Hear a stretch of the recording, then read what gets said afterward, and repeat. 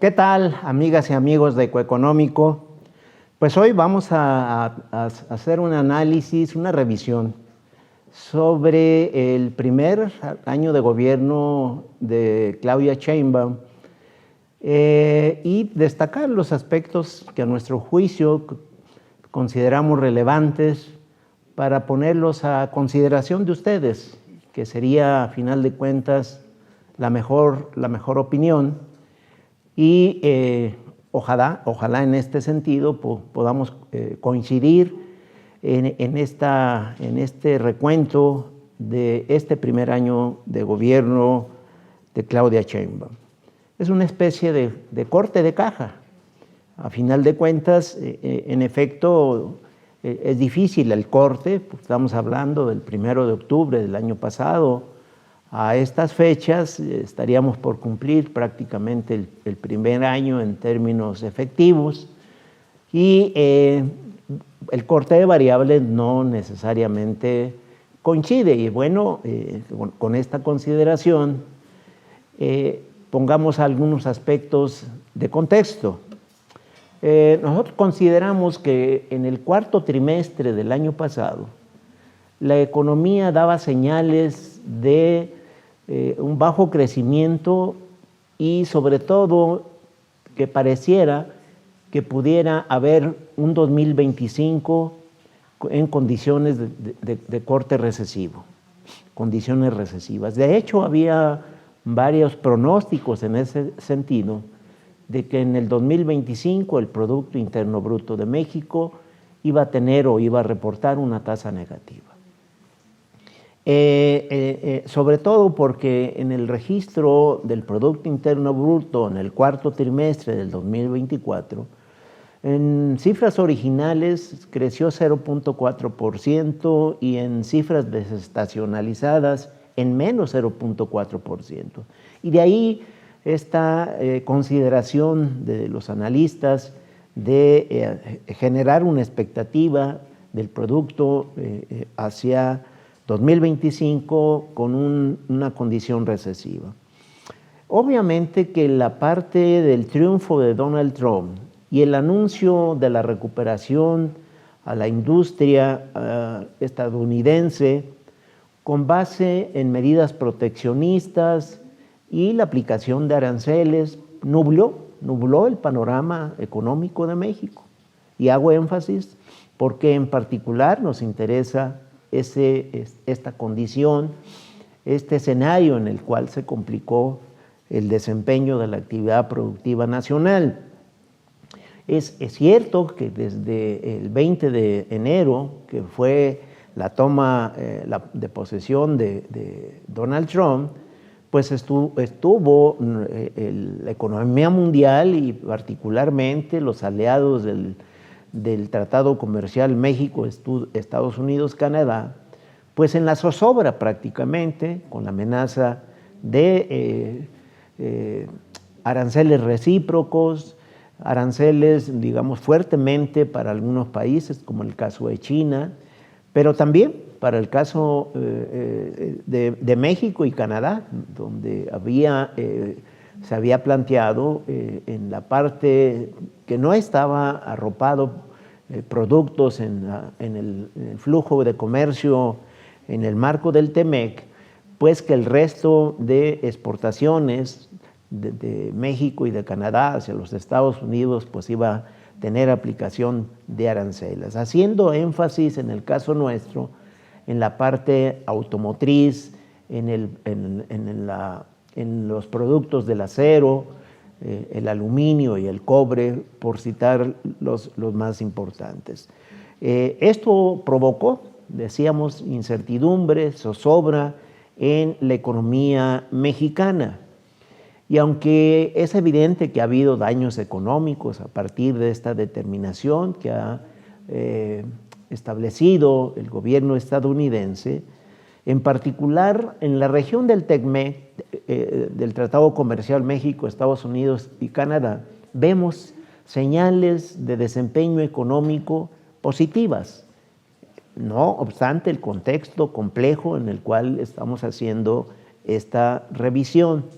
y principalmente para el caso de México, a propósito del primer año de gobierno de Claudia Sheinbaum, los indicadores muestran condiciones y desempeños positivos. Y sobre ese contexto vamos a evaluar algunas de las variables principales.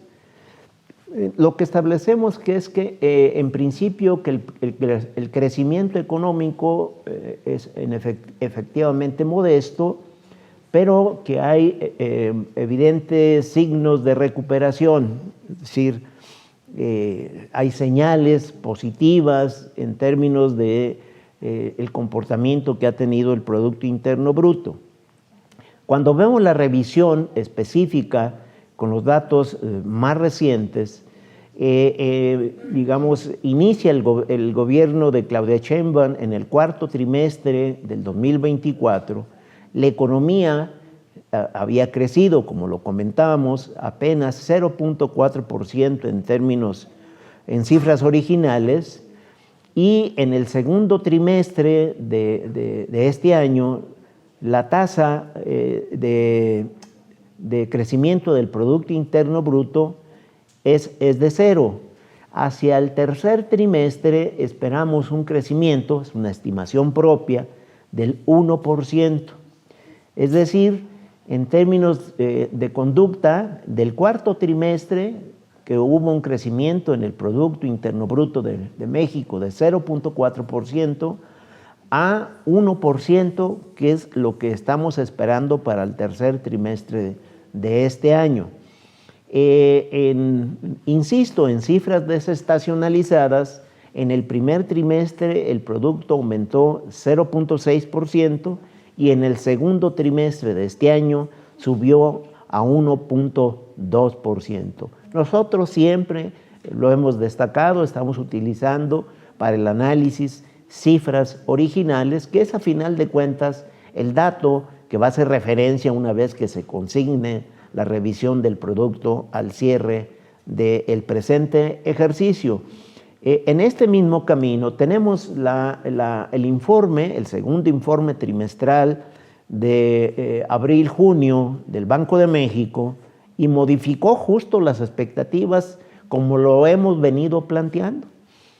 Nosotros hemos considerado que es muy probable que el crecimiento de México ronde sobre el 0.8%. Bueno, el Banco de México modificó su estimación.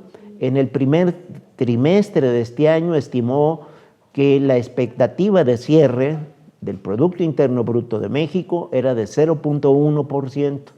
En su segundo informe trimestral, abril-junio, estima que el crecimiento puede ser de 0.6%. Modificó su expectativa de 0.1 a 0.6% para el presente año. Y la expectativa del 2026 también la modificó y la pasa de 0.9% a 1.1%.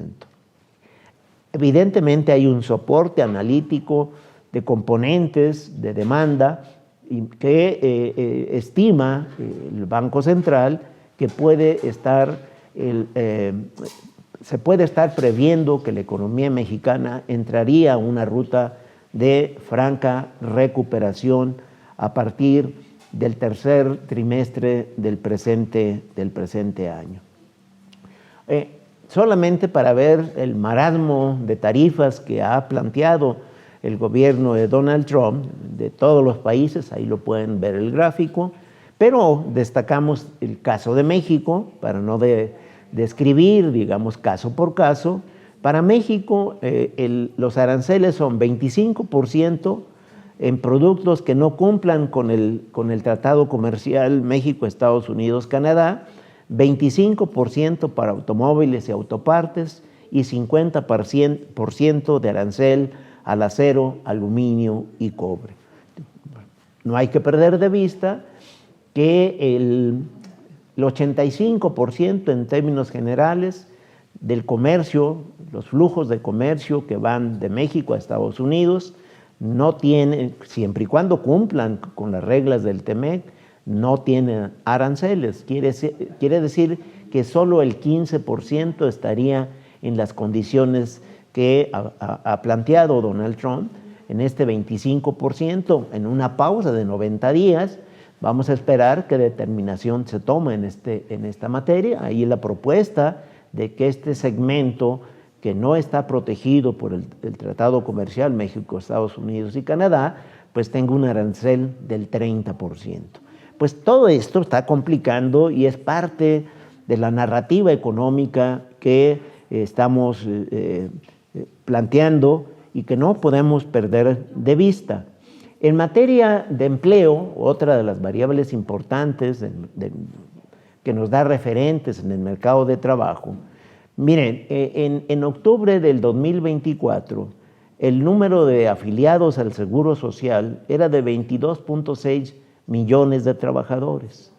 A julio de este año subió a 23.6 millones de trabajadores asegurados al Seguro Social, es decir, en la masa de trabajadores en este lapso, de octubre del año pasado a julio de este año, en nuevos empleos estamos hablando de cerca de 973,000 puestos de trabajos nuevos.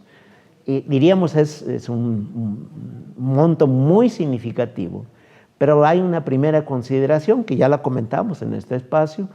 A partir de julio a diciembre, el Seguro Social, en coordinación con la Secretaría del Trabajo, estarían realizando una prueba piloto para el caso de los trabajadores eventuales que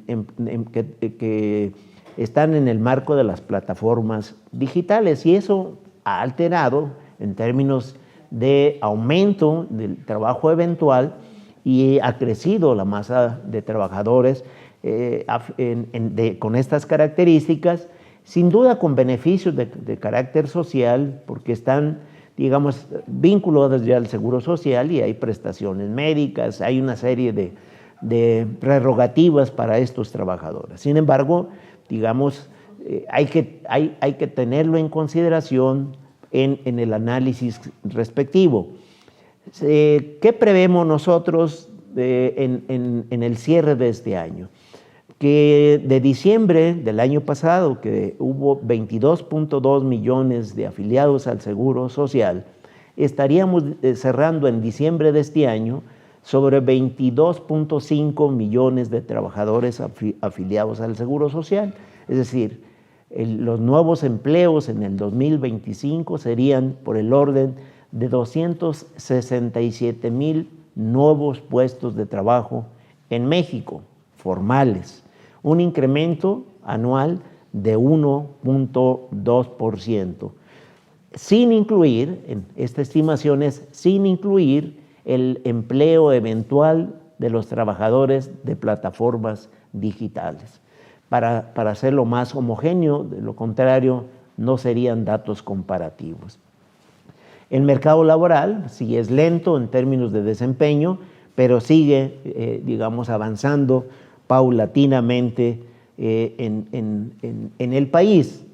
La otra parte que hemos nosotros revisado cuidadosamente es la estabilidad de los precios fundamentales en la economía mexicana. Tenemos la información más reciente, que también ya la compartimos, pero este corte nos da una buena referencia porque la tasa de inflación, si la evaluamos en octubre del año 2024, que fue de 4.76%, el inicio del gobierno de Claudia Sheinbaum, a la primera quincena de agosto la inflación está en 3.49%. Es decir, bajó de 4.21 a 3.49% la tasa general de inflación. Pero además, en un contexto de tendencia, ¿verdad?, desde el 2022 a la fecha, pues lo podemos ver con toda precisión en este gráfico, de que la inflación efectivamente viene disminuyendo de manera paulatina. Buena parte lo comentamos casi de los últimos análisis que hemos compartido con ustedes, que la tasa de referencia del Banco de México trae una conducta descendente y que es parte del soporte que le ha permitido al país reducir la inflación al nivel que estamos comentando, 3.49%, gracias a la política que ha sostenido el Banco Central, con tasas de interés que hasta agosto están en 7.75 y que quedan 3 reuniones de la Junta de Gobierno del Banco de México. Estimamos que en esas 3 reuniones puede haber 2 ajustes de 1/4 punto porcentual, de manera que la previsión en tasas de interés al cierre de este año puede estar en 7.25%. Es muy probable, por eso lo ponemos en la estimación, porque sería una reducción de medio punto porcentual en el recuento, teniendo como referencia que actualmente está en 7.75% la tasa de interés de referencia del Banco de México. Y el otro aspecto que recientemente también compartimos con ustedes es que al cierre de agosto, es decir, la última jornada del mercado cambiario, el 29 de agosto, la paridad cambiaria peso-dólar cerró en 18.66 unidades. Si ponemos en perspectiva lo que significó en términos de recuperación, de fortaleza del peso mexicano con respecto al dólar, diríamos que desde el inicio del gobierno de Donald Trump hasta la jornada del día viernes pasado, el peso se fortaleció, se apreció en 8.1%. Eso es muy importante porque estamos considerando que en la perspectiva del tipo de cambio, al cierre de este año, lo hemos estado también nosotros planteando, la paridad cambiaria puede cerrar en 19 pesos, puede rondar sobre los 19 pesos por cada dólar. Muy importante porque, insisto, cuando vemos la panorámica en ese gráfico de cómo ha sido la conducta del dólar a lo largo del 2025, pues nos damos cuenta que ha habido, pues en primera instancia, una depreciación del dólar y un fortalecimiento del peso mexicano. En la parte externa también actualizamos la información en términos de la balanza comercial y hacemos énfasis en la parte de las exportaciones. En julio, ya es un dato nuevo, cifras oportunas del INEGI, en julio las exportaciones crecieron 4%, las no petroleras 5.2% y las manufactureras 5.3%. En julio de este año, en relación a julio del año pasado. En el balance de 7 meses, es decir, de enero a julio de este año, las exportaciones tuvieron un crecimiento de 4.3%, ascendieron a poco más de 369,000 millones de dólares, las no petroleras crecieron 5.8% y las manufactureras 6.1% en 7 meses del 2025 respecto a los 7 meses del 2024.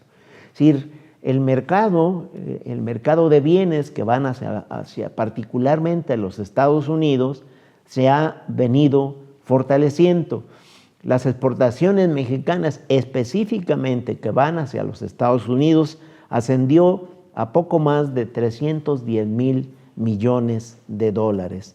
Es decir, tuvieron un crecimiento de 5.9% en el periodo enero-julio de este año con relación al mismo periodo del 2024. El otro elemento que hemos tenido en consideración en los análisis que hemos compartido con ustedes, pues vemos que la inversión extranjera directa, cuando lo ponemos en términos anualizados, pues ha venido creciendo después del 2020, donde tuvo una caída del 18.5%, la atracción de inversión extranjera directa en México, ha tenido una recuperación importante y estimamos que va a cerrar, esa es una estimación propia que compartimos con ustedes, la inversión extranjera directa en el país va a ascender en poco más de 37,000 millones de dólares, un aumento de 1.8%. Eso es lo que estamos previendo para el presente año. Y buena parte del referente que debemos considerar es que los datos que tenemos, los datos firmes al primer semestre de este año, es que el incremento que está observándose en monto de atracción de inversión extranjera en un casi 43% proviene de los Estados Unidos. ¿Por qué lo ponemos de esa manera? Porque no obstante la política arancelaria, la política comercial arancelaria, que ha frenado en buena medida los flujos de demanda hacia los Estados Unidos, y por otro lado, que en teoría podría estar limitando inversiones a raíz de la relocalización industrial en México, pues lo que podemos observar, como también ya lo hemos comentado, es que se están fortaleciendo flujos de divisas en estos dos conceptos a los cuales hemos hecho referencia. En finanzas públicas, que no habíamos revisado con cierto detalle, el desempeño del primer trimestre del presente año es un buen referente de cómo van las finanzas públicas del gobierno de Claudia Sheinbaum. Los ingresos presupuestarios ascendieron a 4.1 billones de pesos, un aumento real del 3.4% respecto a igual periodo del 2024. El análisis es términos del primer semestre.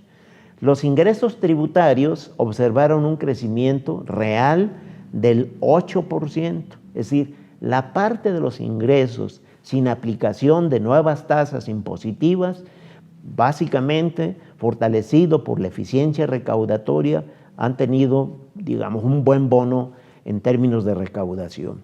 Y el gasto público, el gasto neto del gobierno federal ascendió a 4.6 billones de pesos, menor en 3.8% en términos reales con respecto a igual periodo del 2024.